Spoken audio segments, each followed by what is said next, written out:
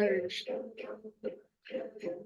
ओम अज्ञानतिमिरन्धस्य ज्ञानाञ्जनशलाकया चक्षुरुन्मिलितं येन तस्मै श्रीगुरुवे नमः। नमो विष्णुपादाय कृष्णपृष्ठाय भूतले श्रीमते भक्तिवेदान्त स्वामी नामिने नमस्ते सरस्वते देवे गौरवाणी प्रचारिणे निर्विशेष शून्यवादी पाश्चात्य देशतारिणे। जय श्री कृष्ण चैतन्य प्रभु नित्यानंद श्री अद्वैत गदाधर शिवासादि गौर भक्तवृंद। हरे कृष्णा कृष्ण कृष्ण हरे हरे, हरे राम राम राम हरे हरे।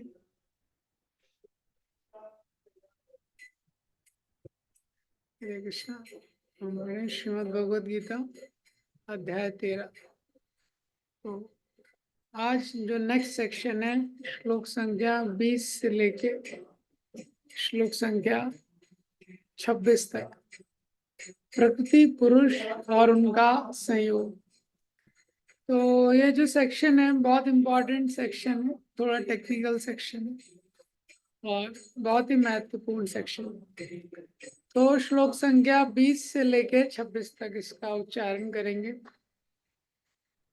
प्रकृतिम पुरुषं चैव विधि अनादि उभावपि विकारांश गुणांशैव विधि प्रकृति संभवान् कार्यकरण कर्तृत्वे हेतु प्रकृतिरुच्यते पुरुष सुख दुःखानां भोक्तृत्वे हेतुरुच्यते। पुरुष प्रकृतिस्थो हि भुङ्क्ते प्रकृतिजान् गुणान् कारणं गुणसंगोऽस्य सद् असद् योनिजन्मसु उपद्रष्टानुमन्ता च भर्ता भोक्ता महेश्वर परमात्मेति चाप्युक्तो देहेऽस्मिन् पुरुषाभर। य एवं वेत्ति पुरुषं प्रकृतिं च गुणैः सह सर्वदा वर्तमानोऽपि न स भूयो विजायते। ध्यानेनात्मनि पश्यन्ति केचित् आत्मनमात्मना अन्ये सांख्येन योगेन कर्मयोगेन च परे अन्ये त्वमेवमजानन्तः श्रुत्वा नेभ्यः उपासते तेऽपि चातिरन्येव मृत्युं श्रुतिपरायणाः।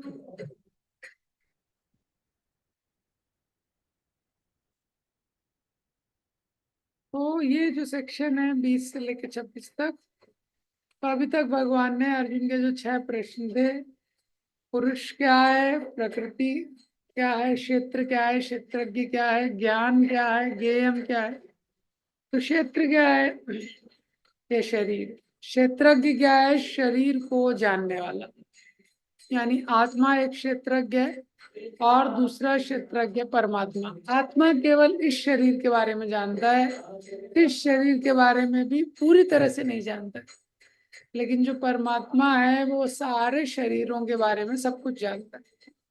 ज्ञान क्या है, 8 से 12 के बीच में प्रोसेस ऑफ नॉलेज। हाँ, तो ज्ञान का मतलब जिसको ज्ञान होगा उसमें वो दिव्य गुण विकसित होंगे। इसमें सबसे महत्वपूर्ण गुण है मयि च आनंद योगेन भक्तिरा व्यभिचारिणी। ज्ञेयम, ऑब्जेक्ट ऑफ नॉलेज क्या है, आत्मा और परमात्मा। मेन ऑब्जेक्ट ऑफ नॉलेज है जानना। इस संसार में बहुत कुछ जानने योग्य है, लेकिन मेन महत्वपूर्ण है व्यक्ति को ये जानना कि मैं शरीर नहीं हूँ, मैं आत्मा हूँ और आत्मा से परे एक परमात्मा। अब जो लास्ट 2 चीजें प्रकृति और पुरुष, उसके बारे में भगवान यहाँ बता रहे हैं। तो ये श्लोक में बताते हैं 20वें श्लोक में, प्रकृति पुरुषम चैव, विधि प्रकृति और पुरुष, विधि अनादि उभौ अपि। ये जो दोनों हैं ये अनादि है, इसको अनादि जानो। अनादि मतलब इनका कोई बिगिनिंग नहीं है। तो जो प्रकृति है और वही पुरुष है ये हमेशा से हैं। तो अब ये जो शब्द है देखिए, प्रकृति ये शब्द आएगा। प्रकृति मतलब मैटर या मटेरियल एनर्जी या माया, भगवान की बहिरंगा शक्ति, ये सब प्रकृति है। ठीक है। पुरुष का मतलब है इंजॉयर, तो जीव को पुरुष कहा गया। हाँ, जो जीव है आत्मा, उसको पुरुष कहा गया है। एक्चुअल पुरुष कौन है? भगवान है या परमात्मा है, क्योंकि वास्तव में भगवान ही इंजॉयर है। लेकिन जीव को पुरुष किस सेंस में कहा गया है कि उसका मेंटालिटी है कि मैं इंजॉयर हूं, उस सेंस में जीव को पुरुष कहा गया है। ठीक है। तो प्रकृति मतलब माया, भगवान की बहिरंगा शक्ति, मैटर, मटेरियल एनर्जी, ये प्रकृति। और पुरुष मतलब जीव या इंजॉयर, उसके लिए कहा गया है। तो प्रकृति और पुरुष के हमेशा से हैं, विधि अनादि उभाव भी, ये दोनों हमेशा से हैं। विकारांश गुणांश वा विधि प्रकृति संभवान। विकारांश, विकार मीन्स चेंजेस, गुणांश जो जो परिवर्तन है, और जो गुण है, ये तीन मोड ऑफ मटेरियल नेचर है। विधि प्रकृति संभवान, तो ये प्रकृति से उत्पन्न हुए। ठीक है। ये जो श्लोक मैंने बताया, इसका मतलब भगवान सबसे पहले बता रहे हैं प्रकृति और पुरुष के बारे में। जब बताना शुरू कर रहे हैं तो पहला चीज बता रहे हैं कि प्रकृति और पुरुष हमेशा से, ठीक है, ये हमेशा से है, इनका कोई आदि नहीं है। और दूसरा, लेकिन जो प्रकृति में परिवर्तन होते हैं, हाँ, जो हम परिवर्तन देखते हैं, हाँ, भौतिक जगत में जो तीन गुणों से उत्पन्न होके परिवर्तन होते हैं, ये प्रकृति से हो रहे हैं। ये प्रकृति से उत्पन्न, इनको जानो, ये पॉइंट। तो प्रकृति और पुरुष, तो जो सांख्या फिलॉसफी होती है या एनालिसिस होता है, तो एनालिसिस में पूरा एनालिसिस यही दो एलिमेंट के ऊपर रहता है, प्रकृति पुरुष और उनका कॉम्बिनेशन। ये तो यहाँ पे भगवान ये पहला पॉइंट बता रहे हैं कि प्रकृति और पुरुष ये दोनों हमेशा से हैं। तो ये संसार में जो भौतिक वस्तु हैं जो प्रकृति से उत्पन्न हो रही है, तो मटेरियल थिंग्स ये क्या है? टेम्परेरी है। पर प्रकृति क्या है? वो टेम्परेरी नहीं है।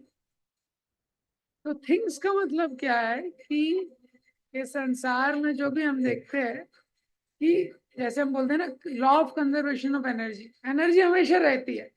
तो प्रकृति क्या है? भगवान की एक शक्ति है, बहिरंगा शक्ति है, वो हमेशा रहती है। लेकिन उसमें जो चेंजेस रहते हैं, हाँ, जो चेंजेस हो रहे हैं उसमें, तो वो टेम्पररी रहते हैं। कैसे? तो जो प्रकृति जो पर्टिकुलर स्वरूप लेती है, जो फॉर्म लेती है, वो टेम्पररी रहता है। तो जब हम उससे आसक्त हो जाते हैं, उसके कारण हमको दुख होता है। हाँ? तो दुख किसके कारण होता है कि हम जब किसी वस्तु से आसक्त हो जाते हैं, हाँ, तो जब किसी वस्तु से आसक्त हो जाते हैं, किसी रूप से आसक्त हो जाते हैं, तो उसके कारण क्या है? बॉन्डेज होता है। ये है, क्योंकि वो रूप हमेशा नहीं रहेगा, वो स्वरूप हमेशा नहीं रहेगा। हाँ, जैसे भगवान अर्जुन को बता रहे हैं कि तुम इतना दुखी क्यों हो रहे हो? दैनोस्मिन् यथा देहे तथा कौमार यौवनम जरा तथा देहांतरा प्राप्ति धीरस्तत्र न मुह्यते। कि देह में तो परिवर्तन हो रहा है, देह का जो फॉर्म है वो कॉन्स्टेंटली चेंज होता है, लेकिन जो देह के अंदर आत्मा है वो तो कभी चेंज होता नहीं है। तो तुमको, लेकिन जब व्यक्ति फॉर्म से अटैच हो जाता है तो उसको दुख होता है। तो मृत्यु के समय क्या हो जाता है कि उसका ये फॉर्म है, चेंज हो जाता है, उस फॉर्म में लाइफ सिम्टम्स चले जाते हैं, आत्मा छोड़ देता है। तो विकारांश गुणांश व विधि प्रकृति संभवान। विकारांश मीन जो चेंजेस हैं, गुणांश व तीन गुणों के कारण ये जो चेंजेस होते हैं, प्रकृति संभवान, ये प्रकृति के द्वारा हो रहे हैं।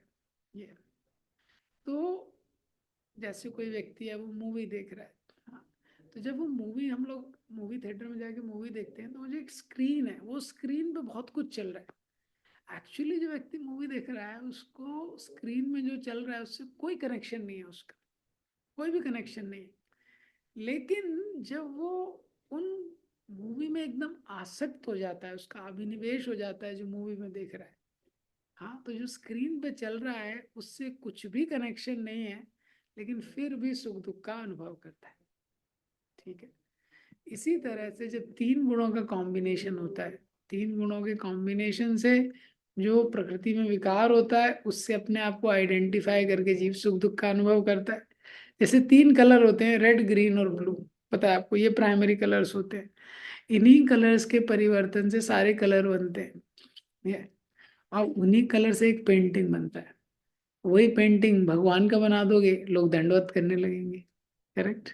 और वही 3 कलर से आपने किसी मूवी एक्ट्रेस का पेंटिंग बना दिया, कुछ अलग भाव जागृत हो जाएगा। वही पेंटिंग से रावण का बना बना दिया पेंटिंग, तो कुछ अलग भाव जागृत हो जाएगा। तो समझ रहे हैं।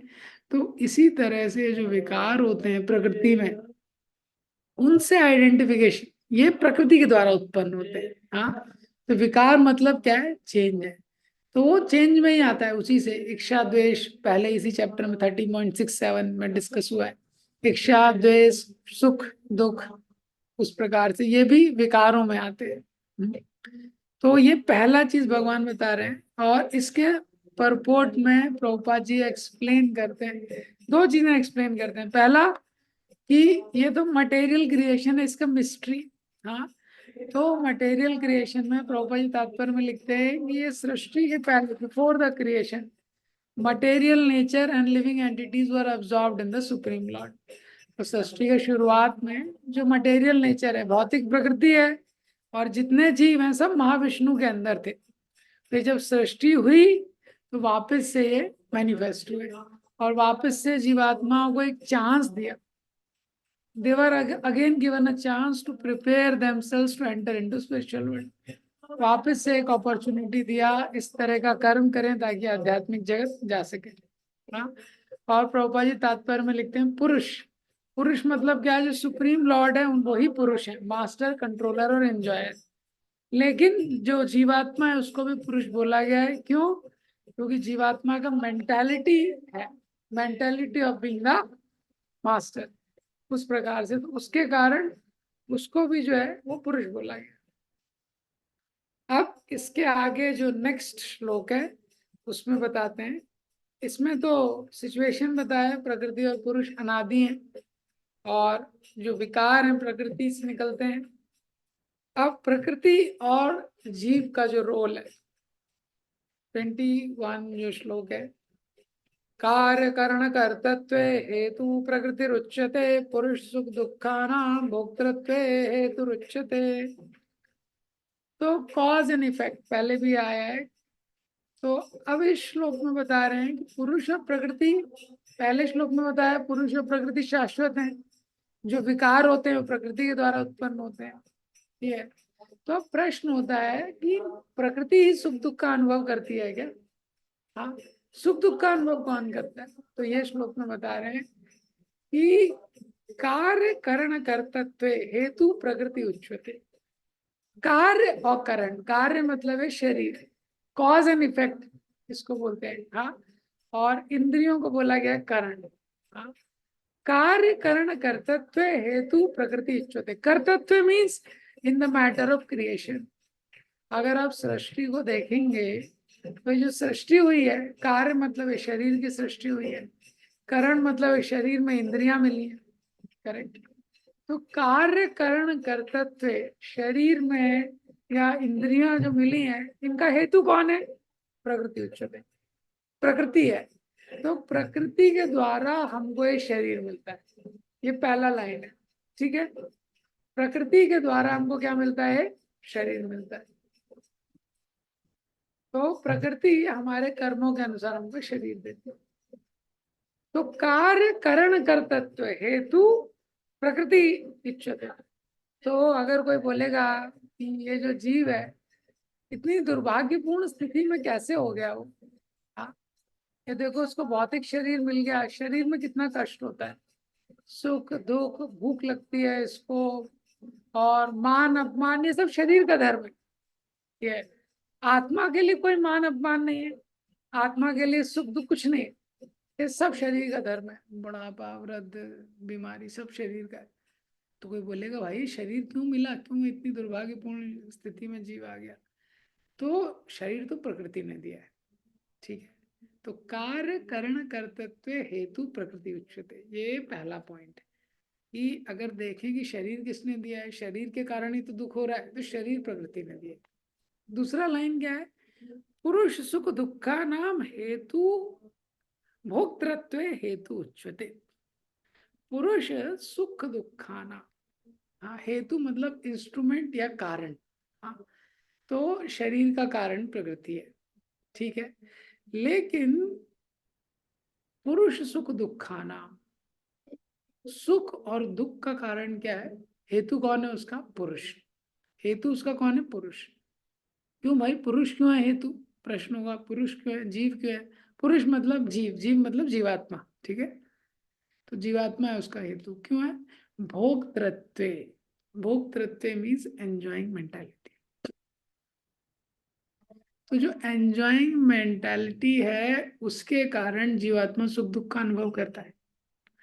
आत्मा को सुख दुख, मान अपमान, गर्मी सर्दी से कोई भी लिंक नहीं है।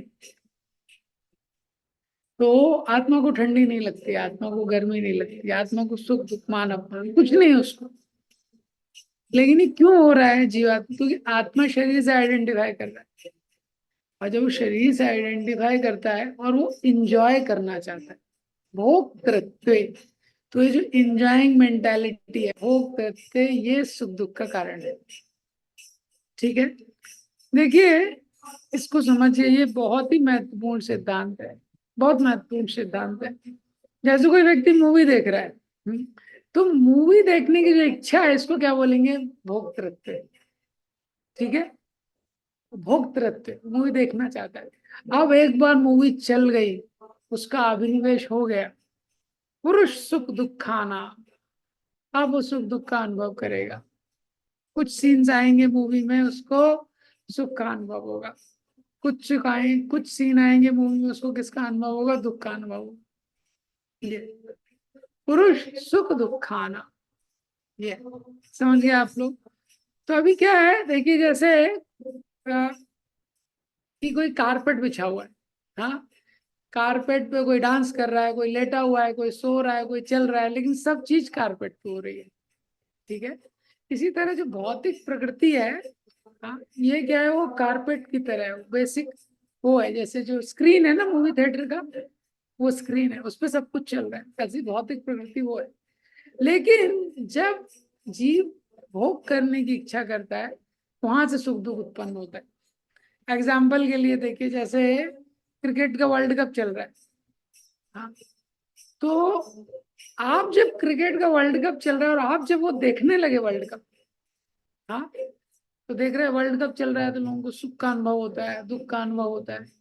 लेकिन कब अनुभव होता है? भोक्तृत्व, जब वो उसमें इन्वेस्ट करते हैं अपनी कॉन्शियसनेस को, अपनी चेतना को। और दूसरा व्यक्ति, उसको क्रिकेट का एबीसीडी नहीं पता है, वो अफेक्ट होगा। जैसे चेस का वर्ल्ड कप चल रहा है, ठीक है, चेस का, अभी किसी व्यक्ति को चेस खेलना ही नहीं आता है, वो पहुंच गया उस ऑडिटोरियम में और वो देख रहा है, दो लोग हैं बैठे हुए हैं, सब शांत है, सारा ऑडियंस शांत है, जो दो लोग बैठे हुए हैं वो शांत है, एक चेस सामने रखा हुआ है, उसको देख रहे हैं बस, उसको समझ ही नहीं आएगा। लेकिन बाकी जितने लोग हैं, कुछ भी नहीं चल रहा है, लेकिन बहुत कुछ चल रहा है उनके मन में। क्यों? क्योंकि उनकी चेतना का अभिनिवेश है उसमें, वो एंजॉय करना चाहते हैं उस मैच को। हाँ, ऐसे ही सॉकर का मैच है, हाँ, फुटबॉल का मैच है, रग्बी होता है एक गेम, रग्बी सुना है आपने? रग्बी, हाँ, रग्बी का गेम होता है, वो बॉल पकड़ के भागते हैं, वो अलग गेम है, इंडिया में बहुत ज्यादा नहीं खेलते हैं।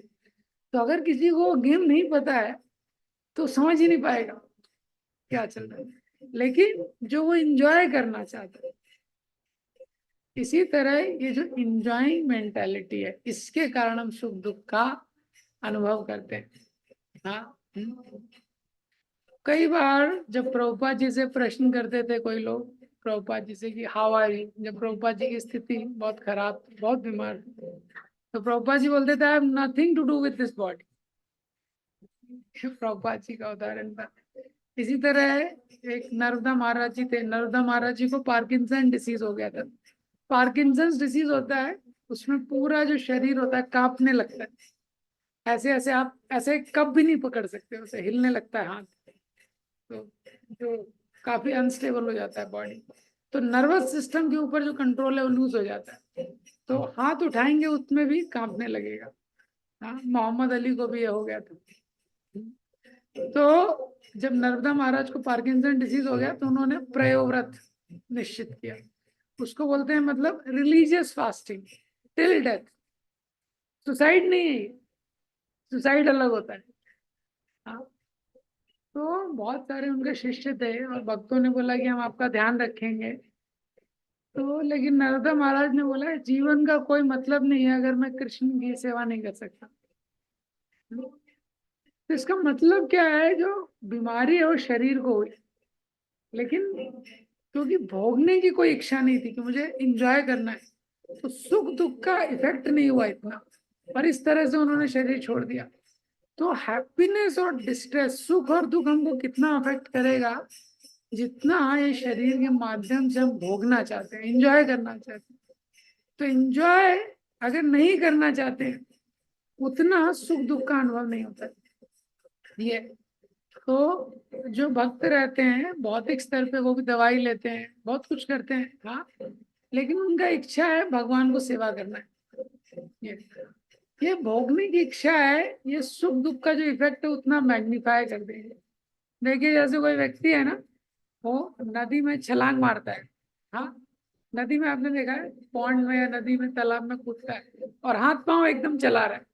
तो जैसे ही हाथ पांव चलाता है तो देखा पानी की लहरें हैं उससे दूर जाती हैं और फिर वापस आके उससे टकराती है।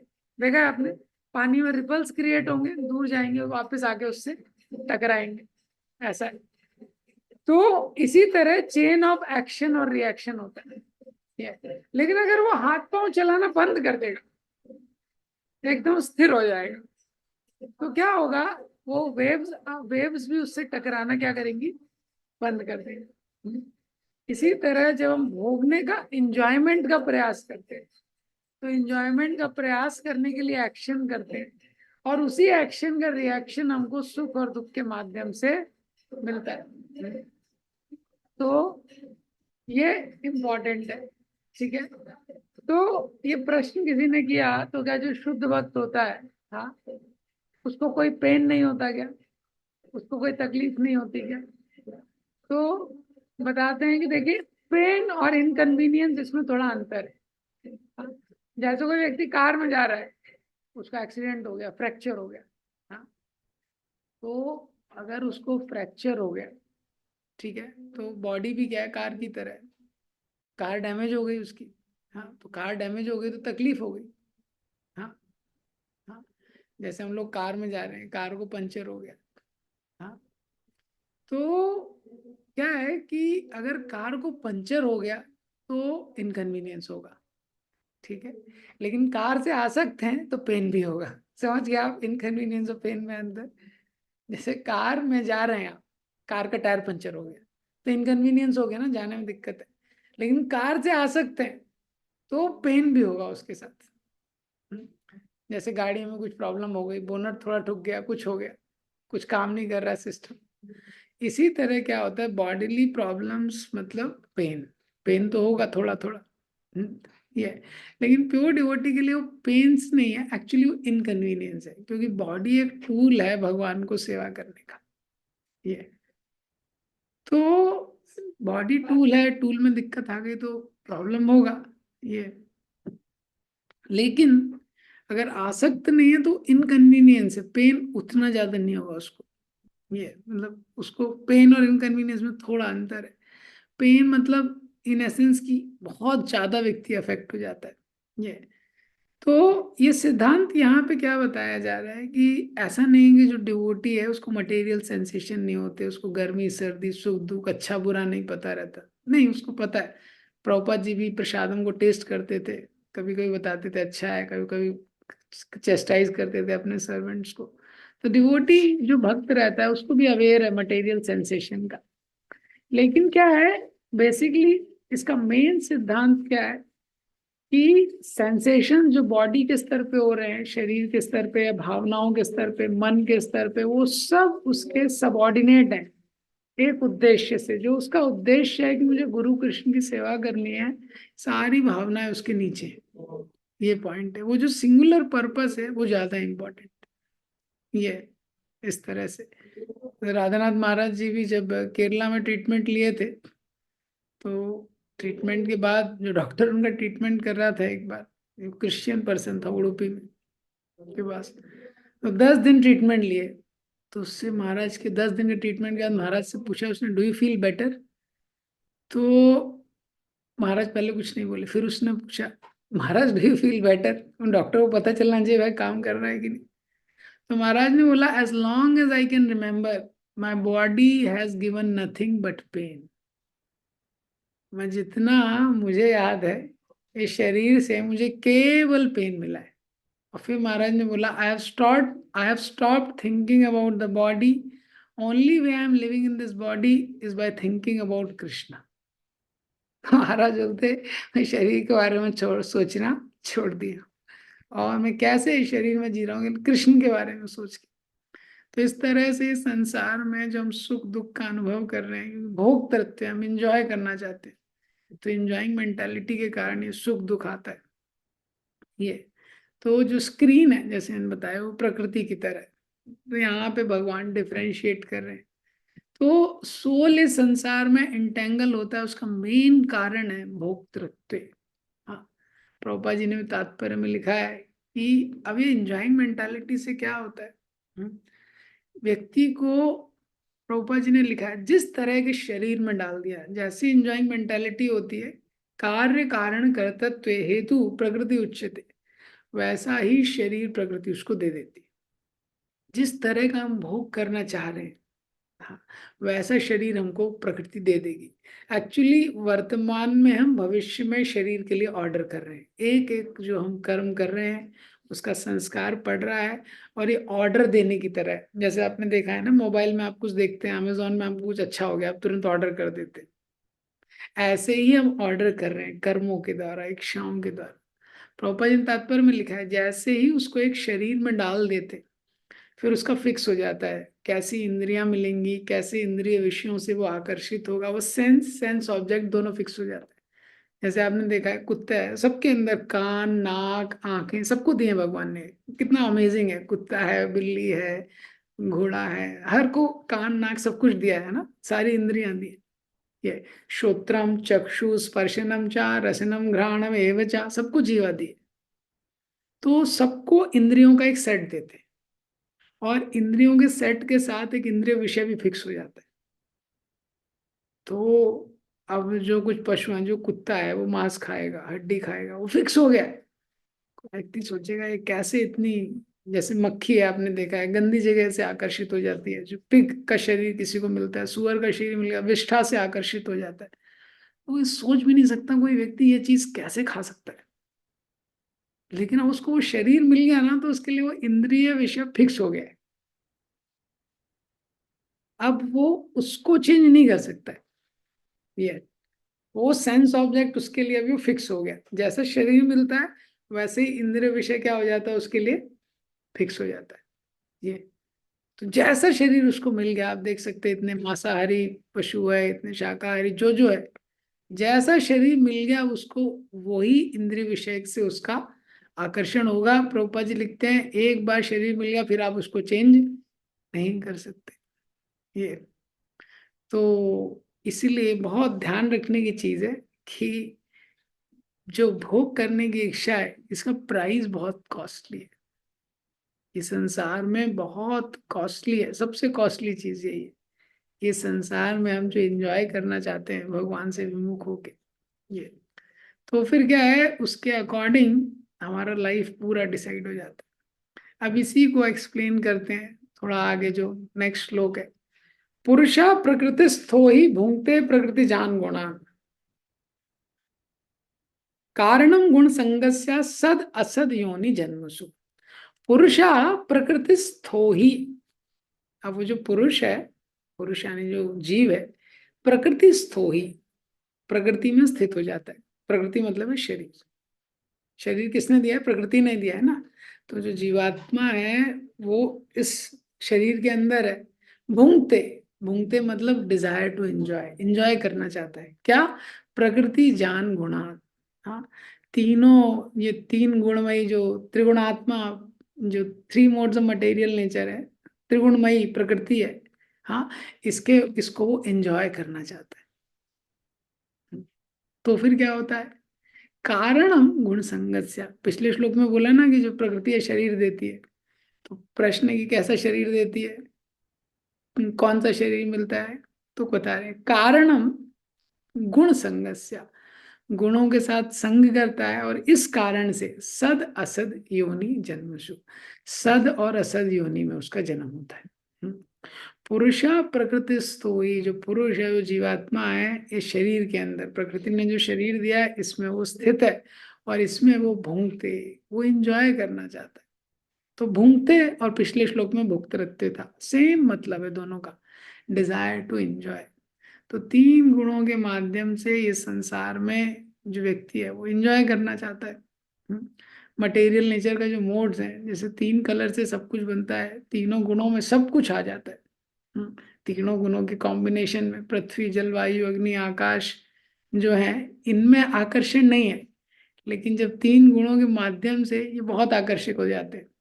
तो आप देखेंगे हमारे शरीर में किससे होना है, पृथ्वी जल वायु अग्नि आकाश से, लेकिन ब्रह्मा जी उसको मिला के ऐसा कॉम्बिनेशन कर देते हैं कि लोग आकर्षित हो जाते हैं। तीन कलर में ऐसी ऐसी पेंटिंग बन जाती है, लोग आकर्षित हो जाते हैं।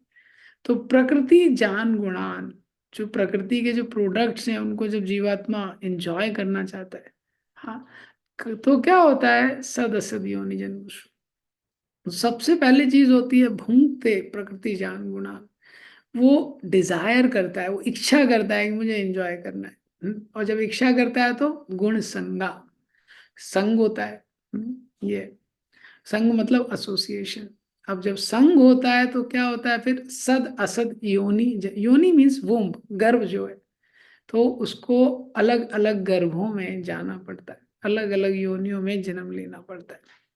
भगवान ने जैसे अभी आगे वाले अध्याय में बताएंगे, कुछ लोग ऊपर के लोकों में जाते हैं, कुछ लोग नीचे के लोकों में जाते हैं, कुछ लोग बीच के लोकों में रहते हैं। ऊर्ध्वम गच्छन्ति सत्त्वस्था मध्ये तिष्ठन्ति राजता जगन्य गुणवृत्तिस्था अधो गच्छन्ति तामसा। ये आगे के चैप्टर में आएगा। ये सब किसके ऊपर डिपेंड कर रहा है, तो मेन चीज आप देखेंगे ये इंजॉयमेंट का जो मेंटालिटी है जीवात्मा का। तो ये संसार में इतना अट्रैक्टिव हो जाता है, जैसे तीन कलर से इतनी सारी पेंटिंग्स बन जाती है, इतना अट्रैक्शन हो जाता है इल्यूजन, लेकिन इतना अट्रैक्टिव हो जाता है वो। इसी तरह ये संसार की चीजें इतनी उसको अट्रैक्टिव हो जाती हैं जब वो इंजॉय करना चाहता है। तो ये इंजॉय करने का पिछले श्लोक में क्या बताया, अब इस श्लोक में उसका कंटिन्यूशन कर रहे हैं। तो हम क्योंकि भोग करना चाहते थे तो ये शरीर मिला। अब देखिए जितना सुख दुख है शरीर के कारण, शरीर के कारण संबंध है, शरीर में इतना सुख है इतना दुख मिलते रहेगा, स्वाभाविक। अब केवल यहाँ पे ये साइकिल खत्म नहीं होती है। अगर हमने भोग करने की जो मेंटालिटी उसको छोड़ा नहीं, तो क्या है, अगला शरीर भी बना है, व्यक्ति को अगला शरीर भी मिलता है। हाँ, ये मतलब जीवन मृत्यु के साथ खत्म नहीं होता है ये। जीवन मृत्यु का चक्र चलते रहता है, चलते रहता है, जब तक हम एंजॉय करना चाहेंगे, जब तक। और हम चाहते हैं एंजॉय करना, लेकिन मेन होता है दुख। क्योंकि अगर कोई जैसे किसी कोई सुअर की योनि में विष्ठा खा रहा है तो वो सुख है कि दुख है, कोई भी बुद्धिमान व्यक्ति समझ सकता है कि कितनी कैसी पोजीशन है, कितना दुख है, लेकिन वो जीवात्मा उसमें नहीं समझ रहा है। ये तो ये जो एंजॉय करने की मेंटालिटी है, उसके कारण व्यक्ति को भौतिक संसार में बार बार आना पड़ता है। ये इस श्लोक में बताया जा रहा है कि वो एक लाइफ में खत्म नहीं होता है। तो कैसे परिवर्तन होगा, जब हम, प्रभुपाद जी तात्पर्य में लिखते हैं, जब हम श्रवण करते हैं, that change can be affected by hearing from authoritative sources. तो कौन सा चेंज है, ये कौन से चेंज की बात हो रही है, कौन से परिवर्तन की, ये जो चेंज है बाय ऑफ गिविंग अप भोक्तृत्व, भूंगते मेंटालिटी। ये जो भोग करने की जो टेंडेंसी है, ये संसार में एंजॉय करने की टेंडेंसी है, इसको। तो प्रभुपाद जी लिखते हैं, जो living entity when he submits to the hearing process, he will lose his long cherished desire to dominate material nature। बहुत चोजन वर्ड्स हैं प्रभुपाद के। And gradually and proportionately, as he reduces his desire to dominate, he comes to enjoy spiritual happiness. तो जब वो submit करता है, जब हम श्रवण शुरू करते हैं, जब भक्त प्रभुपाद जी के ग्रंथों को पढ़ते हैं, शुद्ध भक्तों से सुनते हैं, और जो श्रवण कर रहे हैं उसको सबमिट करते हैं, उसको जीवन में एक्चुअली अपनाना चाहते हैं, केवल इंफॉर्मेशन के लिए नहीं। ये तो क्या होता है, लॉन्ग चेरिश डिजायर, इतने समय से उसकी इच्छा जो है, इतने जन्मों से जो भोग करने की मेंटालिटी है, जैसे जैसे श्रवण करता है ग्रेजुअली, मतलब उसमें थोड़ा टाइम लगेगा। हम लोग सोचते हैं हम तो श्रवण कर रहे हैं, क्यों नहीं जा रही है।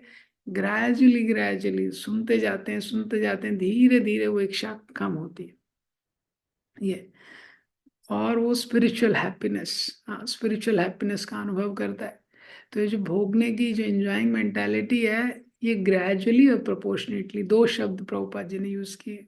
हाँ, श्रवण जितना अच्छा होगा, जितने ध्यान से हम प्रभुपाद जी के ग्रंथों को पढ़ेंगे रोज, इसलिए ये बहुत महत्वपूर्ण चीज है। अगर आप देखेंगे, अगर आप रोज प्रभुपाद के ग्रंथों को पढ़ रहे हैं और उसके बारे में थोड़ा चिंतन कर रहे हैं, थोड़ा सोचना जरूरी है। इसी तरह अगर आप रोज श्रवण कर रहे हैं, उसके बाद थोड़ा चिंतन कर रहे हैं, ये हमारे थॉट प्रोसेस को चेंज करेगा। ये क्योंकि यही बीज वाक्य आगे भी जो 15वां चैप्टर है यहीं से आ रहा है। 15 चैप्टर में क्या है, ऊर्ध मूलम अधा शाखम। 14वां जो चैप्टर है, 3 मोड्स ऑफ मटेरियल नेचर, वो 3 मोड्स कहाँ से आ रहा है, यहीं से आ रहा है। कारणम गुण संगस्य, हाँ, कि वो एंजॉय करना चाहता है। और 15 चैप्टर में भी जो भौतिक संसार को बताया गया, एक पेड़ से तुलना की गई है, उस पेड़ की रूट क्या है, एंजॉइंग मेंटालिटी। ये तो ये जितना हम श्रवण और अध्ययन, ये इतनी महत्वपूर्ण चीज है, जब के साथ बहुत महत्वपूर्ण चीज है। क्योंकि जितना ये करेंगे उतना एंजॉइंग मेंटालिटी रिड्यूस होगा। जब हम उसके बारे में चिंतन करेंगे तो एंजॉइंग मेंटालिटी रिड्यूस होगा, उतना हमारा जब भी इफेक्टिव होगा। ये तो जीव के जो चित्त है उसमें संस्कार बैठे हुए हैं।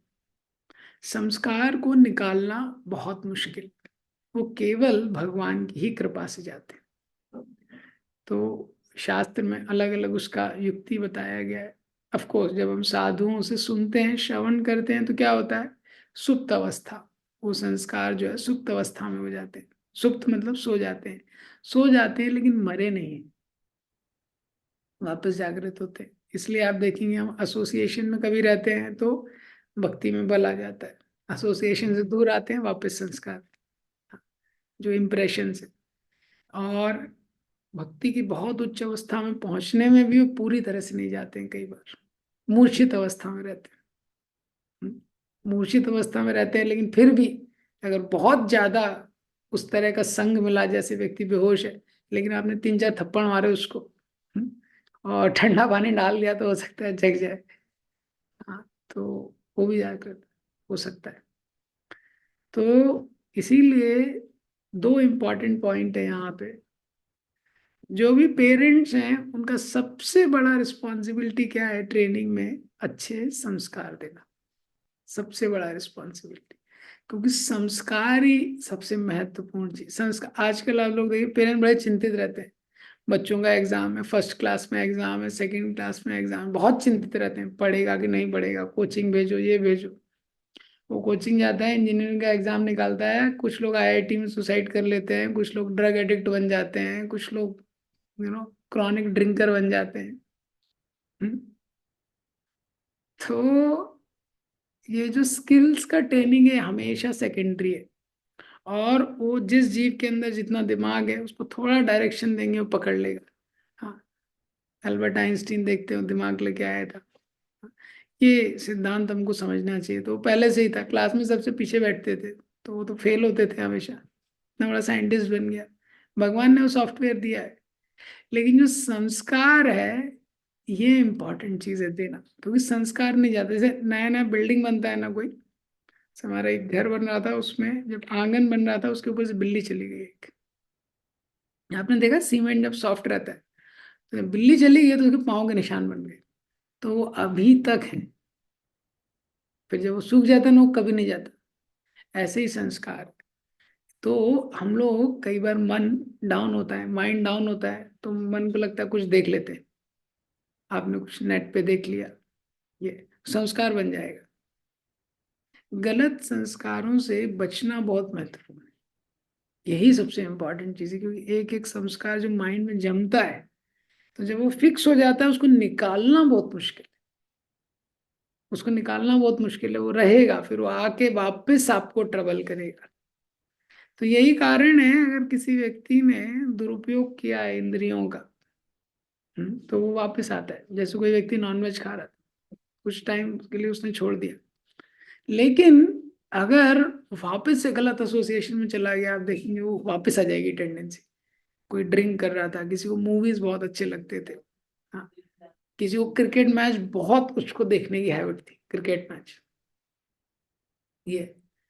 तो अब जब भक्ति में बहुत टाइम डाउन हो गया, उसको लग आया, तो मैंने सब छोड़ दिया, वापस वो डिजायर आएगी। संस्कार नहीं जाते। तो ट्रेनिंग मतलब अच्छे संस्कार। इस माता पिता बच्चों को मोबाइल दे देते, अब मोबाइल में अगर वो छोटे बच्चे गलत देख रहे हैं कुछ, या किसी चीज से उनका आकर्षण हो गया, फिर आप नहीं हटा पाओगे जल्दी। संस्कार देना इसलिए बहुत इंपॉर्टेंट है, अच्छे संस्कार देना, ये। और यही माता पिता का या किसी भी टीचर का सबसे बड़ा कर्तव्य है कि उसके संस्कार खराब ना होने दें। एक बार संस्कार खराब हो गया तो बहुत प्रॉब्लम होगा। तो जब हम श्रवण करते हैं और सुनते हैं, इससे धीरे धीरे वो चेंज होता है। जब जप करते हैं अच्छे से, वो चेंज होता है। तो श्रवण और अध्ययन और उसका चिंतन, ये महत्वपूर्ण चीज है। तो ये श्लोक में बताया है कि पुरुषा प्रकृतिस्थो कारणम गुण सद असद, उसको अलग अलग योनि मिलती है। जैसी उसकी भोग करने की इच्छा होगी, उस प्रकार से उसको अलग शरीर उसको मिलना शुरू हो जाएगा, ये। तो शरीर उसका ऑलरेडी बन रहा है, ये जीवन में ही उसका अगला शरीर ऑलरेडी तैयार हो रहा है, ये उसका प्रोसेसिंग चालू हो गया है। जैसे हमने इच्छाएं रखी है, सम टोटल। तो अब इसके बाद अगले श्लोक में, 23वें श्लोक में बताते हैं,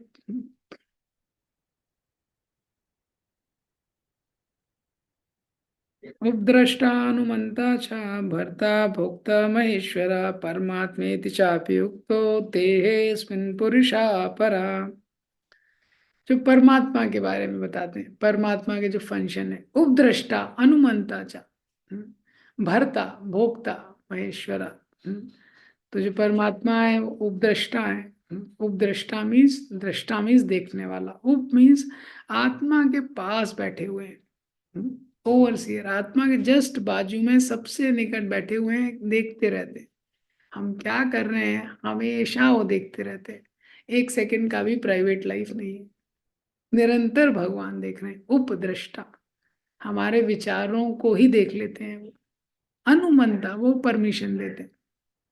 भर्ता भोक्ता महेश्वरा, भर्ता मीन्स मेंटेनर, भोक्ता मीन्स सुप्रीम एंजॉयर, महेश्वरा वो मेंटेनर है, ये महेश्वर है, ये। परमात्मा अपि चापि उक्तो देहेस्मिन् पुरुषा परा। तो परमात्मा उनको बोलते हैं, वो इस देह में रहते हैं, वो भी पुरुष हैं, लेकिन परा मीन्स ट्रांसडेंटल पुरुष है। तो ये श्लोक में बता रहे हैं भगवान की, ये शरीर में एक और पुरुष है जो रियल पुरुष है, वो परमात्मा है, ओवरसीयर है, परमिटर है, इंजॉयर है। तो इस देह में दो है, आत्मा और परमात्मा, दोनों दोनों अलग है, ये इस श्लोक में बताया जा रहा है। और परमात्मा के फंक्शन दिए, कैसे वो जो भगवान है हमारे साथ निरंतर रहते हैं, और वही परमिट करते हैं। जैसे कोई छोटा बच्चा है, वो जिद करता है तो माता पिता अलाउ कर देते हैं गलत चीजों के लिए। इसी तरह बड़े दुख के साथ जब हम संसार में भोग करना चाहते हैं, परमात्मा परमिट करते हैं, परमिट नहीं करेंगे तो जीव नहीं कर पाएगा, ये। हाँ, तो वो देखते रहते हैं, वही परमिटर है, वो परमिशन देते हैं जो हम करना चाहते हैं, ये। उपद्रष्टा अनुमंता चा भर्ता भोक्ता महेश्वर, ये। तो ये परमात्मा के और सारे क्वालिटीज यहाँ पे बताए गए हैं। तो एक पुरुष है जीवात्मा जो सोचता है कि मैं एंजॉय कर रहा हूँ, वो रियल एंजॉयर नहीं। क्योंकि वो तो भौतिक प्रकृति के अंडर ही सब काम कर रहा है, पहले बताया मया अध्यक्षेण प्रकृति सूयते सा चराचरम प्रकृते क्रियमाणानि गुणे कर्माणि सर्वशः अहंकार विमूढ़ात्मा कर्ता अहमिति मन्यते। ये तो इसमें थोड़ा डिटेल है, इसको कल डिस्कस करेंगे। ग्रंथराज श्रीमद् भगवत गीता की जय। श्री